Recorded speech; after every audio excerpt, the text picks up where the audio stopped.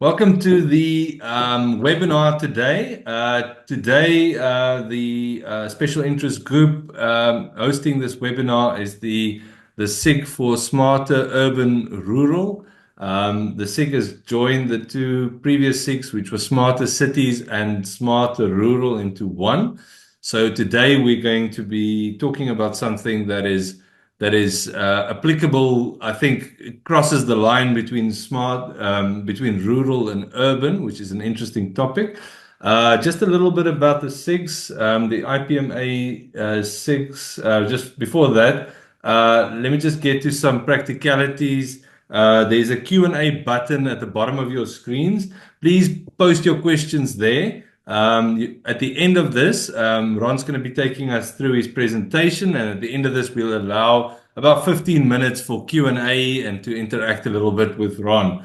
There's a Q&A button at the bottom, and we'll run through your answers afterwards. Please note that if you attend this webinar, you're going to receive a digital badge in a day or two's time. And we'll ask you if you have time afterwards. We'd appreciate if you can complete the survey. Now, the IPMA SIGs are there's different groups, multiple SIGs exploring different areas of practice, and basically hosting knowledge share in that space to help our members get delve into these areas of interest, and connect across the globe. The different SIGs that we've got artificial intelligence, healthcare, innovation and change, mega projects. Then this one, the Smarter Urban and Rural SIG, business agility, energy, diversity, equity, inclusion, project management office, environmental, social government, water, and smarter university and software. Go to sig.ipma.world if you want to find out more about this. Previous webinars, not just for this SIG, but for other SIGs, are hosted there. So you can always go back. This one's being recorded, and you can always go back and have a look at some of the previous webinars that's been had. Today, I'm very excited to announce and introduce Ron Matthews. So today we're going to be talking about smart food production in the Middle East. Something that is of interest, I believe, for the urban and the rural side of this, where agriculturism is a big part of. Today, Ron's going to be talking about smart production, food production in the Middle East, the trends in the future. We're going to Ron himself. He's the projects director at HDR and Dubai office. He leads a team of industrial architects, engineers, specializing in industrial logistics and AgTech, AgTech projects across the region. They provide technical leadership, client relations services, and commercial oversight to projects.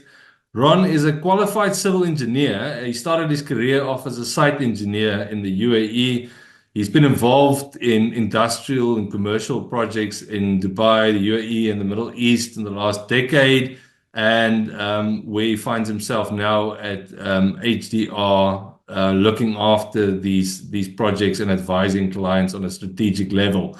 On a personal note, I take great pleasure to introduce Ron here today. Him and I come a long way, and from back in Dubai. And not only is he a phenomenal engineer, but he's a good person. Ron, I'm going to hand over to you if you want to share your screen and take us through your presentation. Thank you for the kind introduction, Rob. I just want to confirm that I'm audible just before I go ahead. Okay, good. We can hear you. Thanks. All right, I'm just going to share the screen. And I just give it a moment. I hope you can see it now. All right. Yeah. Again, thank you for the introduction. I'm excited to be here. And so when Rob asked me to look at smart food production, and I was researching about what to talk over here, and I've focused this deck primarily around us being project managers and leading conversations with the clients. So I've made it as practical as possible, as tangible as possible, without encroaching any of our non-disclosure agreements and so on that we have with these clients. So I'm going to make it as practical as possible so that there's some value add at the end. So let's get going. Why reinvent food production? Food production has been going on for many years. It's not something we as engineers or project managers have actually delved into much, but in recent years, this has been a topic of a lot of discussion. Why should we talk about food production, and why should we find ways to reinvent it? Overconsumption is one of the reasons why we should consider that. And where does the overconsumption come? It comes from population growth. Both of this has led to a higher demand on our existing resources. So a United Nations study done in 2020 says that Earth will have to feed over 2.3 billion people by the year 2050. And like a lot of things that compound these days, even the population is only expected to increase significantly. All of this causes a strain to our existing land use, and that in effect causes depletion of soil, essential nutrients, and as you can imagine, contamination of freshwater supplies. All of this is not new news, and we have been seeing a lot of this actually in our day-to-day news feeds. And we have to recognize the need of reinventing the way we have been doing things. So what does that mean by reinventing?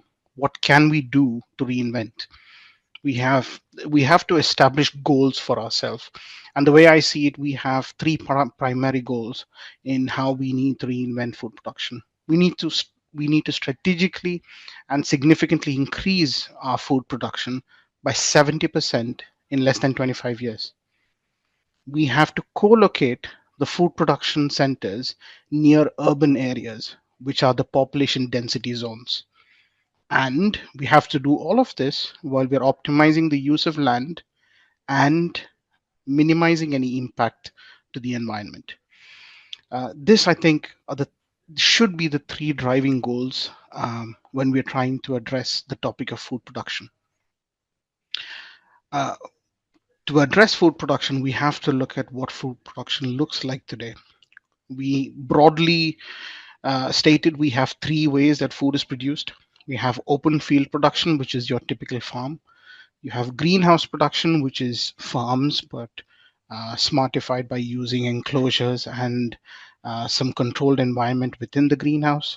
And you have the vertical farm, which is taking a few steps ahead and bringing in a controlled environment inside a facility. As you can see, there are some big numbers over there, starting with water, crop yield, and the transportation in food miles. A simple comparison that's been done is with water usage with an open field is about 250 liters for every kilogram of lettuce. The same kilogram of lettuce takes only 20 liters in a greenhouse and 1 liter or less in a vertical farm.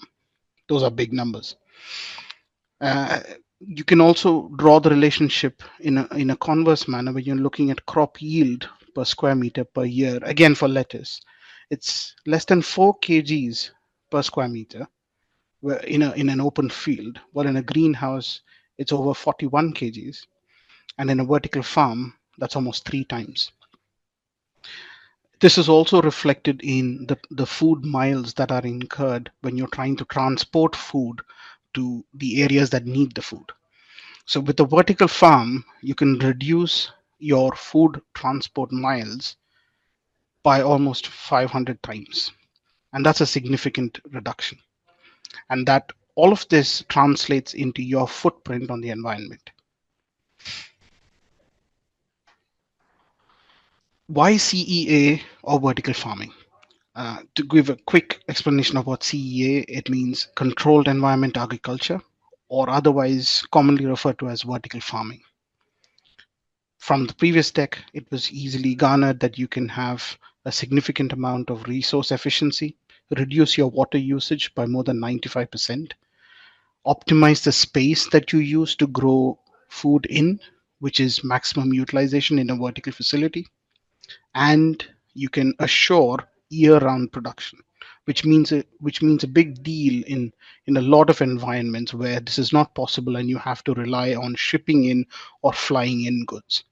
The picture that you're seeing over there is actually from a NASA test facility, which has been testing vertical farming since 2000, since early 2000s, for implementing in their space programs. What is controlled environment agriculture? I'm not going to go into too much detail, and I'm going to give a very simplistic layout over here.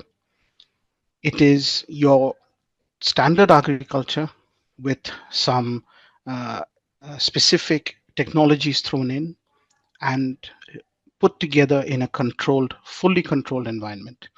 The fully controlled environment is then linked up with artificial lighting, which you can call grow lighting, a nutrient medium that will support the growth of the food that you choose, grow systems which include the technology and systems that you have, temperature control, and humidity.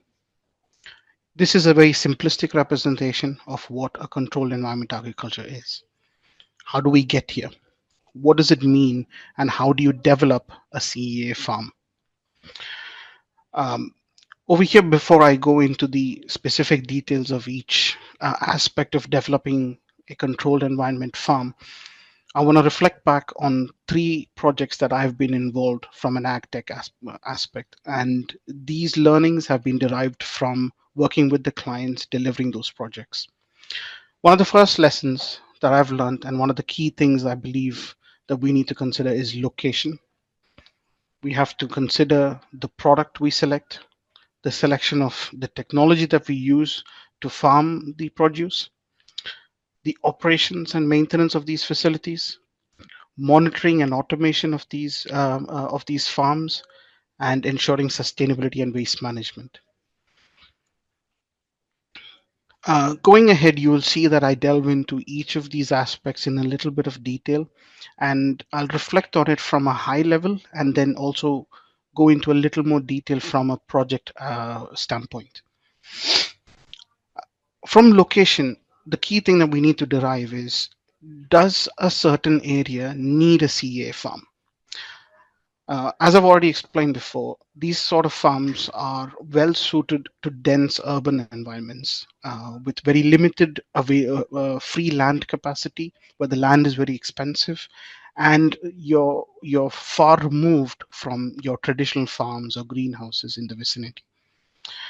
These are also very suitable in very challenging environments, like arid regions, like the desert. I live in Dubai, and most of the projects we've done in this sector are in the Middle East over here, which, as you can imagine, has limited arable land and minimal rainfall, and also areas where there is a significant amount of depletion in fish populations in the seas. There are many seas which are affected by this problem, and this is a viable solution there. As a project manager, I think it's very critical that we identify these these points with our client and checkbox them, because these projects come with a significant capex and they have very steep learning curves, especially when we are starting something in a new geography. So why set up in the UAE and ME, the Middle East? Hot desert climate. 85% of our food that is consumed in these countries are imported. Our rainfall is not more than 5 inches annually. The available agricultural land is less than 5% of the entire region. Dubai and Abu Dhabi are well-known trading hubs, and hence they stand out as a perfect location for situating such farms. And the market case studies, which say that the vertical farming market in the Middle East and Africa has the potential to reach over 6.2 billion by 2030. The mushrooms market, again in the general market sector, is valued at over $5.4 billion, with most of that produce being imported from uh, uh, the northern hemisphere, and in particular with fish and seafood imports, UAE imports almost $637 million worth, and this is back in 2020. So there's a significant market potential for such facilities to cater to the local market before they can even think about trading externally. And given the geographical and physiological issues that you have in terms of land availability and environment, it makes a lot of sense to set up these sort of facilities in the Middle East. Next comes making the decision of selecting the right produce. This obviously comes with carrying out a significant amount of diligent studies. Low life fresh produce like lettuce and salad greens are are a favorite in these sort of facilities. And when I mean low life, I meant low shelf life. Apologies. Pre-seeded produce like mushrooms are low capex with high returns. Tomato varieties and cucumbers are easily set up in greenhouses, so you don't have to go to a full vertical farm. And land-based fish farming is also a very viable solution because of the availability of land and water that can be directly used in these facilities. Although they come with a significantly high capex, and very stringent considerations have to be made for the nutrient mediums and waste management. Talking about the specific projects that I've been involved in, which is a lettuce farm, a mushroom farm, and a fish farm. Uh, the fresh greens and microgreens were selected for the hydroponics facility, which was the lettuce facility. And this was tackling a huge market where they could tackle the market with low shelf life, assure year round production, and not having to fly in fresh lettuce from Europe and other countries. Fresh mushrooms are a big specialty in the region, and they're also high value products that otherwise need to be shipped in. Salmon was restricted to, is largely still restricted to European nations and is largely shipped in or frozen and brought in. But setting up these fish farms has actually helped with that. There's a high demand for the produce, and it's a high value in the consumer market. What sort of technology should be considered? If you do a simple Google search for vertical farming, you will be astounded with the amount of information that's available. There are a lot of new companies that have come up, setting up these sort of facilities as well. A lot of them have specific technologies. Now, when you're growing plants, horizontal farms like greenhouses, they're still a very valid solution. Uh, the vertical farm is not the go-to solution for all requirements. Vertical farm solutions, they can be broadly classified into hydroponics and aeroponics. Hydroponics is simplistically put it, it is when the plants are grown in a water medium where the roots of the plants sit in the water. And in aeroponics, the plants are suspended, and the water is supplied in a mist or an aerated form. Fish farming, there's quite a few types here depending on the type of fish that you're going for. One of the more successful systems are the RAS and the FTS systems. RAS is recirculating aquaculture systems. This simply means that water is recycled within the fish tanks. They go through a filtration and recycling process, and they come back to the fish tanks. Flow through systems, they require a connection with an active water source, which is directly linked to a river or a sea, and these are more common actually, and they've already been established in the Europe quite significantly. But they do still have an impact on the external environment. So this is something to be carefully considered. IMTA refers to integrated multi-trophic aquaculture, and this is specifically for growing seaweed and shellfish like shrimp and so on.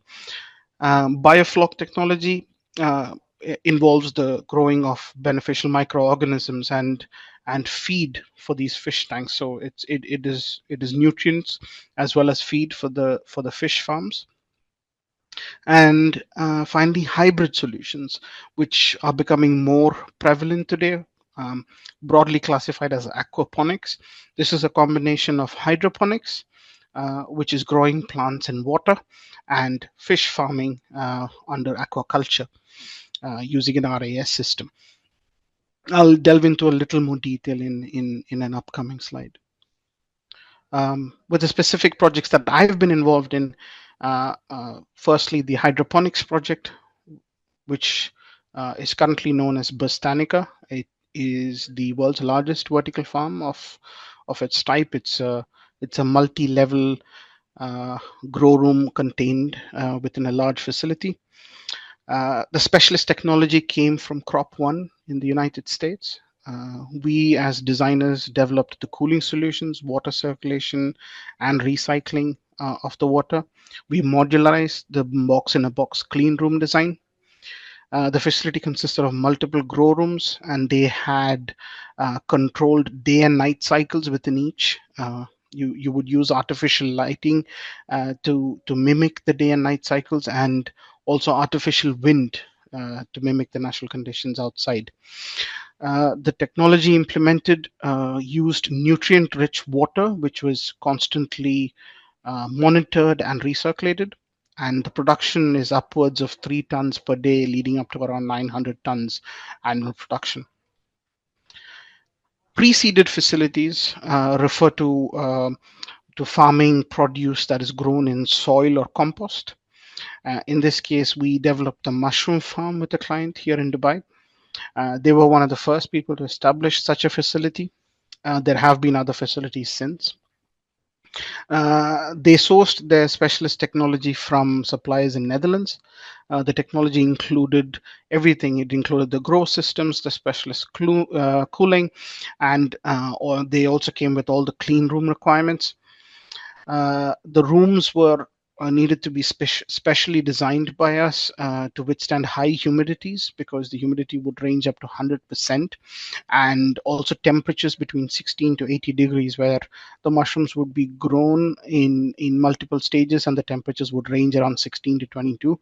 But once a cycle is completed, the rooms have to be disinfected and cleaned, which required washdowns using very hot water. So the material selection for these rooms and how they were designed was done very specially. And it also involved special nutrient mix. The soil or compost was a special mix, and they continue to produce over 16 tons every week, supplying to the local market and the countries around. Aquaculture. This is where we supported a Norwegian fish farm company to carry out their due diligence out here. We carried out due diligence and pre-concept studies for them. The specialist growing technology was sourced from Aqua in Norway. The technology included filtration systems, process flow, specialist tanks, piping, and so on. We also developed solutions for the grow tanks, the ground engineering, and temperature control. We also worked with them to develop solutions for water treatment, carry out bathymetric studies, amongst other environmental studies for water acquisition from sea and the ground. You have to, the specialist technology had to do with RAS. So we considered both options, where it was connected to the sea and where it wasn't. They settled for an RAS solution, which involved bringing in feed from outside and then phasing out the project so that they would be able to generate their own feed in 2 life cycles of the project. And the project is aimed to achieve more than 5 metric tons annually in its first phase. I'm going to just step into each of those developments in a little more detail. Again, I can't share too much because we still have existing NDAs with these clients, but some of them have been happy for us to share some information. These facilities required a lot of careful consideration. We needed clean corridors, specially designed grow racks with to accommodate the water in these trays and the produce in those trays. We developed a box in a box solution because the environment over here is known for its heat and high wind, and we wanted to secure the grow room areas away from the external environment. The technology companies provided the specialist growing kits that involved nutrient tanks, filtration systems, monitoring systems. We developed water treatment and recycling facilities so that most of the water could be recycled. Up to 90% of the water gets recycled and gets reused back in the growing process. And the farms also were designed to have their own plant development units, so that any future farming within that facility could be done within the PDUs or the plant development units. And we also made special considerations for maintenance access while maintaining a clean corridor and clean room aspect of the facility by providing walkable maintenance access flows.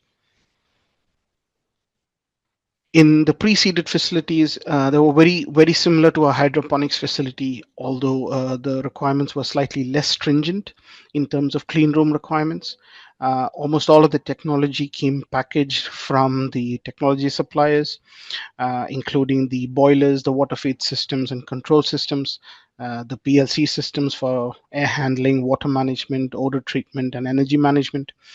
They also we took their requirements and designed the rooms using steel facing PIR panels, so that the rooms were clean, easy to clean, and also had very good U values and good resistance to humidity and high temperatures.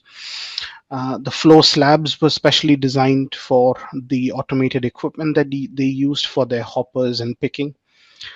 The walls were specially designed to be a lift and slide system to allow direct access to the external areas. And the doors were also carefully designed to allow for the access of these large racks into the grow rooms. So there was a lot of careful consideration made while these facilities were planned for and designed. In aquaculture facilities, almost all of the layout was developed by working with Aqua, who developed the process design. They supplied the specialist filtration systems, the mechanical filtration systems, and they provided the industrial size UV disinfection equipment. We worked with them to understand the quality of water requirements that would be required within the growing tanks. As you can imagine, for fish, most seawater is acceptable, and a level of salt is required for the fish. So we carried out bathymetric studies where we studied the existing seabed flora and fauna, and we also considered the environmental impact of extracting water from the sea. And the specialist technology also included CO2 degases for maintaining CO2 within the water, which is very critical for optimum growth of the fish. The systems also included biofilters. This is to control the ammonia within the water. This is where the ammonia, for example, at this point, this facility was not connected to anything else, but this is where the ammonia could be repurposed if there was a hydroponics facility right next to it. So harking back to the aquaponics solution that I mentioned earlier. And also, as important and obvious, is the oxygen control systems to maintain the optimum levels within the water. This is not something that most people don't consider when they get into this, and that is operations. Who and how will the farm be operated? Operations obviously depends on the solution that you select. There are turnkey solutions and there are bespoke solutions. We've had the opportunity to work with an amalgamation of both. There are containerized farms, automated farms, and even in-store farms. A lot of supermarkets like Carrefour out here in the Middle East already have in-store hydroponics farms, which are quite interesting. These are typically available with self-contained monitoring systems, automation, and remote management. They're specially designed and they're literally plug and play. So the operation of such facilities are fairly straightforward. They have a performance guarantee behind how they perform, and the operations would be predefined. Bespoke solutions are the ones that we developed for the likes of Botanica, the hydroponics facility, because it was the first of its kind and at that scale. So the solutions needed to be tailored even from a technology aspect for the farm, and there was a lot of interest in having those farms operated and managed by the supplier. It requires specially trained staff and operational procedures, research and development facilities, because innovation is critical in these facilities, and last but not the least, production, processing, and packaging areas, so that the market case for these facilities also perform. In the projects that I've been involved in Botanica, there was a learning phase with the technology providers. There was a lot of knowledge sharing that was carried out, and the local teams then developed the knowledge and went and took over the operations. The mushroom farms got proprietary technology, so it was pre-packaged. So they came with operation manuals and SOPs, but they still have industry professionals and plant scientists who are full-time members of their operational team. The fish farms already came with in-house operation knowledge, and they partnered with the likes of Aqua, which is a leading fish farming technology supplier. So this has been implemented. This could be implemented and operated with relative ease. Monitoring and automation. One of the key aspects of what makes these facilities smart is being able to collect data and automate the processes. Precision agriculture, this is something that can be applicable to even traditional farms where data-driven decisions are made, where resources are optimized. Robotics, where you can use between simple to complex robotics to reduce resource dependency, increase the durations where production can be carried out, and most importantly, reduce contaminants and improve resiliency. Because one of the key aspects of these farms is how you can avoid the use of pesticides or herbicides because they are protected from any approach of external contaminants. By using robotics, this can be improved significantly. Internet of Things. This we've heard of Internet of Things smartifying our homes. It's not a stretch to think how much they can benefit facilities like this. Vertical integration of multiple farms has a lot of benefits in terms of economies of scale, and maybe centralizing some of your productions and processing areas. Remote monitoring and management of multiple facilities, automation of repetitive processes like picking and transportation and packaging of produce. Artificial intelligence, this is one of the keywords for the year. And I believe AI will have a lot to do in upcoming facilities where they can collect data and may provide us data for predictive analysis and even support in automating low-level decision making. In the facilities that I've been involved in, there was a lot of thought applied from day one in the future automation of those facilities and how data collection and optimization can help. So all of these facilities were developed with automation in mind. Although they may not have been implemented from day one, there are provisions and checks built in so that they could be brought in future phases. Well, one of the simple things that we could do were designing the flows so that they could use Amazon like robots to carry out some of the pick and carry processes. We also developed concepts to automate the pick and collect operations, which is after you pick your produce, you're able to pick and collect to your processing areas. Specifically for Botanica, there was also a standalone farm BS or plant network that was developed. And this was specifically for the grow room to collect and present data from the grow rooms. And you could get data down to each individual rack within these grow rooms. There was also significant automation in the packaging areas so as to minimize contamination and minimize the number of people that need to work in these areas. As you can imagine, some of these processing areas are way under 4 degrees centigrade, and hence to minimize the impact of people having to work under low temperatures. A lot of this data continues to be collected today, and this is being implemented into efficiencies and innovations. Where in a recent visit, for example, at Botanica, they've already trying out new plant varieties and new produce. Sustainability and waste management. This is something that is usually overlooked, but plays a very important role in making these facilities not only smart but sustainable. Energy production. All of the facilities have considerations made for solar, wind. Um, so we could optimize it by making use of solar, wind, and geothermal energy where this is available. And one of the most contrasting idiosyncrasies over here is the arid regions or the dry regions, which are very hot or very cold, have an abundance of either solar, wind, or geothermal energy. So there is a benefit where your biggest con in these regions can be used in an advantage for energy production.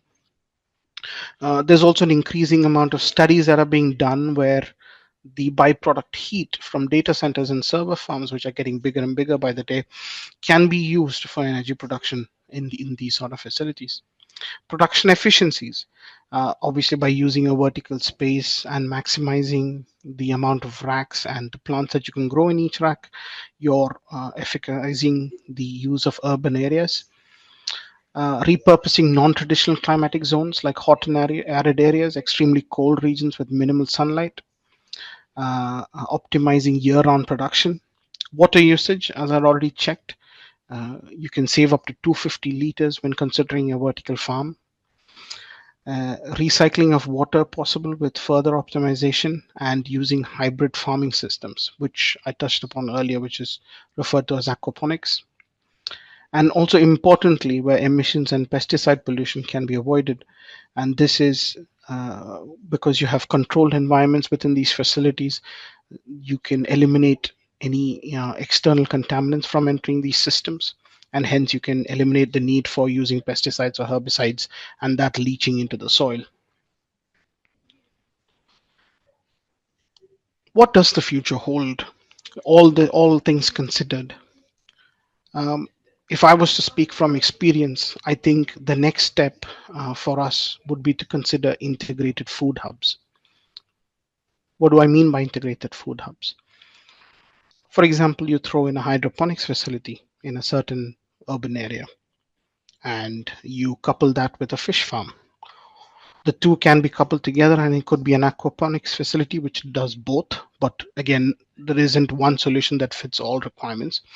So say you have these two facilities together, there are synergies where the ammonia rich, which is a waste in the fish farm, ammonia rich water can be of benefit to the hydroponics facility, and vice versa, where the water that gets recirculated into the hydroponics farm, used and filtered, can be reused back in the fish farm. So this is where you can close loop that those two facilities, so you can eliminate the need for waste generation and management. You can couple that with a shrimp farm. Use the IMTA technology that I was referring to earlier. Now, shrimp farm could easily tie up with a fish farm, because again, you can optimize the amount of water that is being used between the two facilities, and also the nutrients, because shrimp produce byproducts which can be used in the fish farm as feed and nutrients. You can couple the three again with an algae farm. If you're not aware, algae has a lot of benefits by growing which you can even carry out carbon sequestering, which is take out carbon dioxide from the atmosphere. At the same time, the algae can be used as feed and nutrients for the shrimp and fish farms. I'm taking it one step further, where I'm talking about 3D printing of meat. And this can be fish meat, or it can be other sources of meat like chicken and beef. You've all heard of artificial meat products which are created in a lab. Currently, the technology is very expensive, but as all things technology, we've always seen these things grow lower in price. And it wouldn't be very far when we would be able to sustainably do that within a controlled facility, and hence eliminating the impact these raising cattle or animal husbandry has on the environment. You can take that further and you can see that there is a direct link between water usage with the hydroponics farm and the meat farm, where a lot of the wastewater in the hydroponics can be reused in the meat. And the meat farm can also benefit from proteins that are extracted from the hydroponics facility. It's the same with the fish farm, where meat proteins from the fish farms can be used again in 3D printing technologies. And the most important aspect of all these sort of farms is the market viability, and that comes down to packaging and processing and packaging, which is the logistics of these facilities. So by providing a centralized logistics center that caters to multiple farms, you're taking away the burden of cost which these sort of farms have, which these farms can otherwise offset into research and development and improving their production processes. By centralizing the logistics, you're able to make use of multiple options. You have fish, you have fresh salad produced from the hydroponics farms, you have shrimp, and you have meat products that you can combine into multiple options within these packaging areas. Um, uh, the imagination can go significantly, and we can consider multiple options. So integrated food hubs can give us the benefit of water recycling, eliminate fish waste while ensuring that the water gets cleaned as well, carbon sequestering from the algae farms, closing the loop with these systems because we are able to optimize the raw materials within these farms. And again, optimizing the use of logistics, cold storage, processing, and packaging, and taking it one step further by providing farm to table solutions using cloud kitchens within these processing areas. For example, you could smoke the fish that comes out of the fish farm, combine it with a salad from the hydroponics facility, package it, and sell it as fresh dinner. Is it all good news?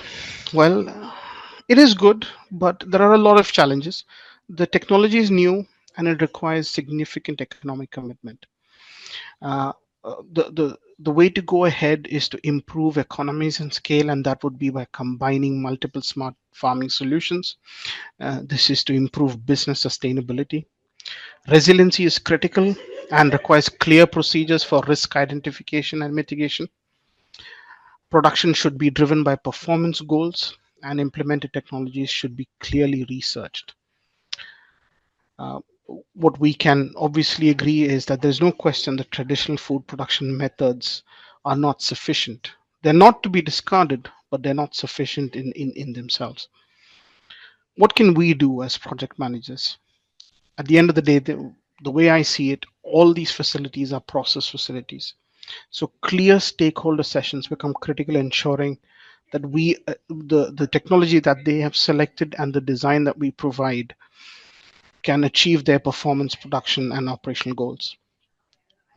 And this is an obvious one. Phasing is critical. I've seen quite a few people try to do everything in the first phase without giving a space to make modifications or improve processes from lessons learned while production starts. I hope the overall presentation has been helpful in giving an all-round understanding of what smart food production has been and what we've been involved in recent years in the Middle East. I'm happy to answer questions if you have any. Thank you, Ron. Fascinating stuff. I think in a world where there's a premium on land or there's restricted land around urban areas, we've got more cities going up in traditional areas where agriculture is not an option, such as the Middle East and some of the colder climates. And where transportation and the carbon footprint that has on the planet is becoming an important issue. So bringing food production closer to the consumers, I think, is very relevant going into the future. And thanks for that glimpse into that. I don't see any questions on the Q&A. I'll kick off with one question. Ron, what are for the project managers out there and for the people planning, owning, managing projects, and for the sponsors, what are some of the key unique project considerations that you need to think about when you're doing something like this, as opposed to a typical industrial development? As I mentioned, it's actually a good one, Rob. And the challenge with these facilities is sometimes oversimplifying them. That by saying that, and it's also because of the market, because there are so many technology solutions available, and everybody will tell you that every solution will work. But it's down to the client, and by extension, us as project managers, to question that, to investigate that solution. And some of the aspects over here are where, for example, what are the grow room requirements here? What are the temperature and humidity requirements? And although you may get a temperature and humidity from the supplier, it's also important to understand that what the production that is happening in these facilities, unlike a manufacturing facility, the production that's happening here is a living thing. It's a living plant or a living animal or a living fish or whatever, and that has an impact on the grow environment that it is put in, and that needs to be studied carefully as well, because plants, for example, simple example, plants transpire, right? They put off water into the environment. How does that impact the cooling solution within the grow room? By increasing the humidity in the grow room from evapotranspiration, how does that impact it? Does it affect the lights? Does it affect the cooling solutions that you've provided? Those are the key questions we need to ask. How do the slabs need to be designed? What are the loads those slabs need to carry? Remember, you're carrying racks with water in them, and we built the facility over multiple levels. So how do you design the slabs for that? So there are a lot of important considerations to be made. There are a lot of questions to be asked, which is why in my slide where we cover the 6 key aspects of approaching these projects, I hope that helps with that. Thanks, Ron. We've got a question here from Alan in Australia. Thanks, Alan, for your question. Alan is asking, what is generally the period of return for an investment such as this? I think we can take maybe the mushroom farm or the vertical farm for Emirates. That's a tough question for me, Alan, and I think that would be a good one to have clear answers to, which is why I put the market case up ahead. Now, these are obviously heavy energy intensive facilities. For example, the hydroponics facility, setting up a hydroponics facility with a controlled environment which has cooling and heating solutions and humidity control, as you can imagine, is an expensive affair. However, the market return for it has a business case, which our client on that was Emirates. So they have done an extensive study, and they have been successfully delivering to the market for a few years now. The mushroom farms, I am aware that they have a lesser market capex, but they do have high returns because the value of those products are significantly high. That they're able to supply. And one of the key benefits that they come with is year-round production, because a lot of the supply chain gets disrupted during certain geopolitical events or weather events in the countries where these products are sourced from.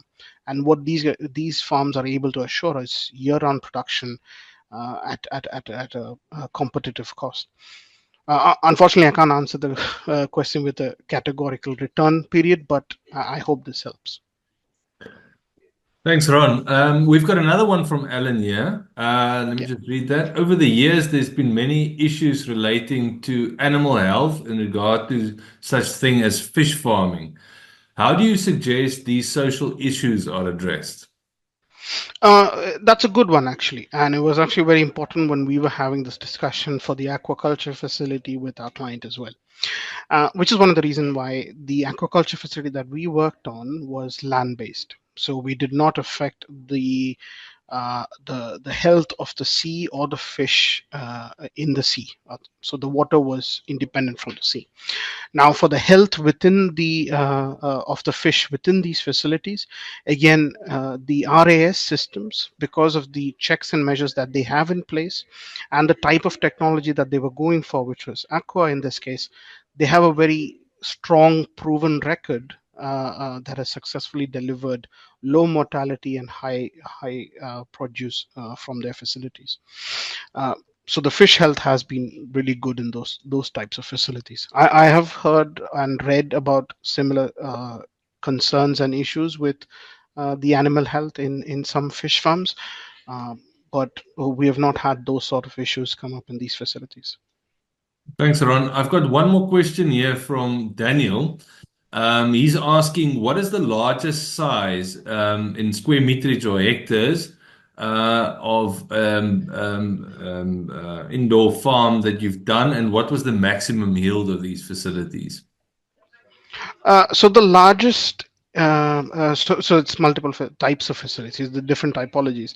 I'll take the hydroponics farm, which is Botanica, which is the largest of its kind that we have worked on. It is a multi-level. It's over 333. It's over 330,000 square foot, and it produces over 900 tons in a year. And they have the flexibility to grow different types of produce. So it can be fresh greens, it can be even strawberries, it can be microgreens. So they have controlled environments that can grow multiple solutions in parallel, and that's one of their key USPs. All right. Thank you, Ron. I'm curious, in terms of the facilities themselves, what are, where do the clients typically stand, or what is the consideration that's given to logistical and dispatching type of parts of these facilities? I can imagine that given the technologies and the pushing the boundaries that you may have a situation where we forget how to get the product out the door.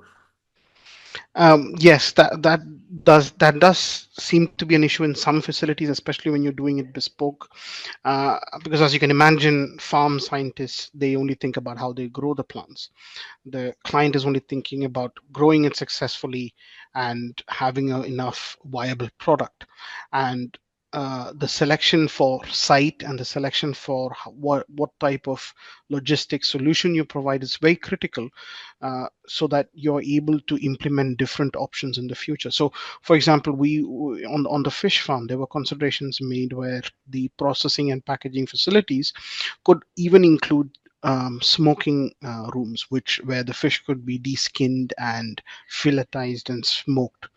So there's a lot of important considerations, and even creative considerations that could be made to ensure that your logistics component or your processing component is thought of. The other aspect of logistics is also to imagine that your processing and packaging areas have to be cold stores, or very chilled areas, which are typically under 4 degrees. And how do you cater that with the environment that you're setting up in? So the type of trucks that will be accessing those facilities, the frequency of access of these facilities, how can they access these facilities with causing minimum disruption to the other key production of these facilities. So there's a lot of new things that are happening here in terms of the solutions available, and there's also new ways to approach this. It's not your typical manufacturing facility, nor is it your typical logistics facility. So it's a combination of the two, and it's got very sensitive produce that it is dealing with. Okay, thank you. I've got one more question here from Alan. He's saying, when you create an integrated production facilities, can they successfully be integrated visually into urban areas, or are they generally only located in industrial commercial areas? In your experience, Ron?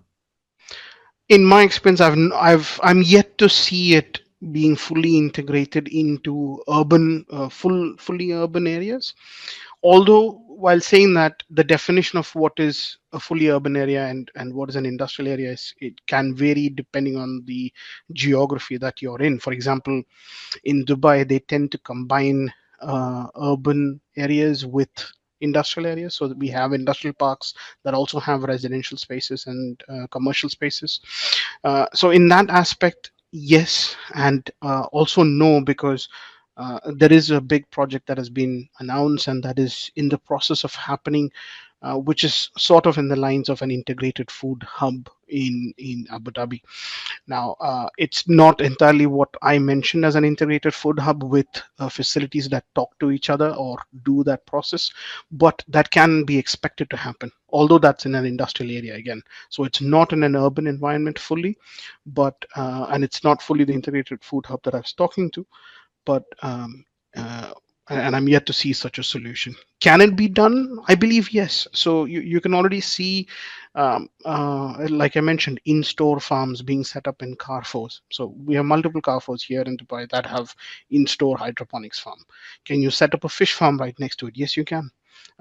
Back from where I come from in India, people have fish farms in their backyards.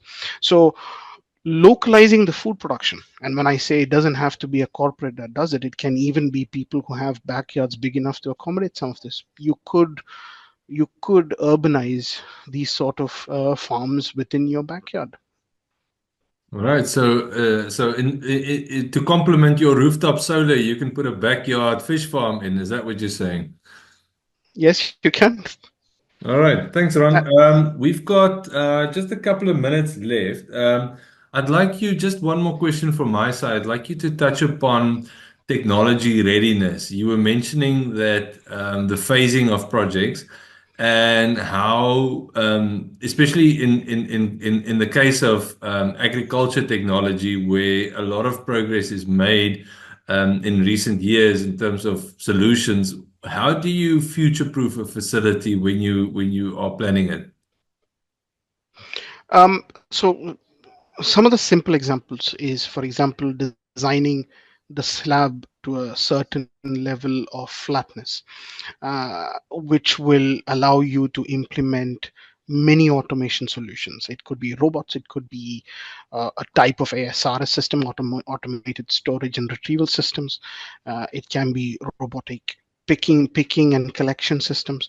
So one of the simple things you can do from a design and early construction is to just focus on the slabs. Even in multi-level facilities, just by implementing slabs that have a certain level of flatness, you are allowing those facilities to be future proof and to be able to accommodate many levels of automation. Another thing that these facilities, and which we're increasingly seeing, is to lay the groundwork for combining all your ICT and security components. So it's not just your standard BMS anymore. Your and I hate, and I don't want to use the word smart extensively, and I want to try and use the terminology intelligent buildings. So laying the groundwork for making your grow rooms and your whole facility intelligent in terms of the cabling and the physical infrastructure that you can provide by having the right people advising you on what those ICT and technology solutions should be, will provide you a lot of resiliency for the future, because technology is changing at a rapid